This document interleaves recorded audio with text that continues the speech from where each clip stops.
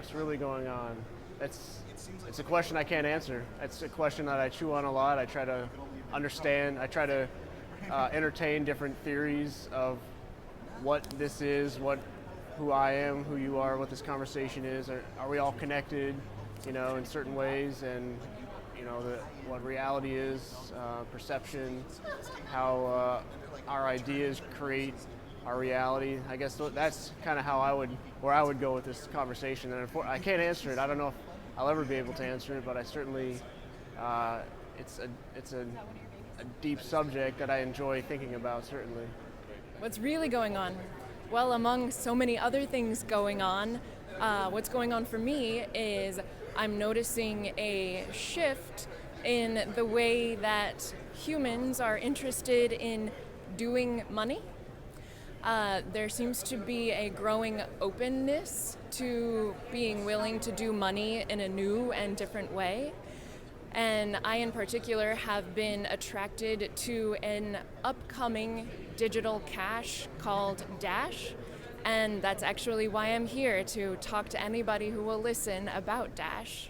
So we are based on Bitcoin, but have added and are continuing to add all of the improvements and features that will be required for not just the techie people, not just the financy people, but for anybody, for any average person to be able to use this digital cash in a way that they feel comfortable with it, that they feel familiar with it, and yet they are being their own bank as they use it. I don't think we have any idea what's really going on. There could be multiple dimensions, as the quantum physicists have talked about. I think, therefore I am, and of course Leibniz, why is there something rather than nothing? But what's really going on? Yeah, we don't have any idea. I mean, Johann von Goethe wrote about it in Elective Affinities and his theory on human thermodynamics. So do we actually have free will or not? I tend to think that we do, but exactly how much do we have remains up for debate. And what are all the forces and influences that are acting on our minds, on our hearts? Like, it's what's really going on? I think that we probably are able to perceive maybe 1/10,000,000th. Like, for every thought we have, there's probably 10 million thoughts that have actually taken place going into form that. So it's a big, complicated universe with multiple dimensions, in my opinion. Well, I'm going to talk about what's really going on in the movement, the libertarian movement. I'm seeing this year a difference between talking about anarchism and talking about awakening.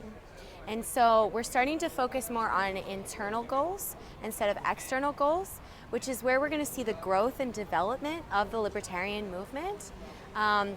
The focus on anarchy is really difficult because you need a movement, a large movement, in order to change the government. However, you only need yourself in order to be able to grow inside. And so, that's what I'm going to be giving my talk on, is flow state and, expanding your mental freedom, which is my focus and has been my focus for the last 2 years. And it's really great to see people moving in that direction, because that personal growth and development is so beautiful and it's going to make you so free. And when you feel free and you feel happy, that radiates to other people, and you see this growth and development in the human race that makes people not really need a government, because people feel insecure. That's why they want a government, is because they feel like they can't do things for themselves. When you empower people to feel like they can do things for themselves, they start to grow and develop, and they feel free, and they want freedom. Last year I did a talk on meditation. So meditation is a really great practice that allows you to be able to control your mind, instead of letting your mind control you.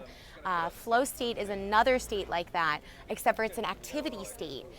So meditation is a place where you can sit in quiet and focus on one thing. Flow state is the state that you can access that meditative state when a lot is going on. So I'm going to be talking about that today. And I did a documentary called The Voice of Resistance, which talked about that voice inside your head that tells you can't do things and how to overcome that voice. And it is absolutely, there is nothing like it. The state doesn't even compare to that voice inside your head that tells you can't do things. It holds you down, it buries you. So that's how I try to create freedom in the world, is by dispersing information that allows people to realize that they have the power inside of them to become free right now. Business as usual, that's my answer.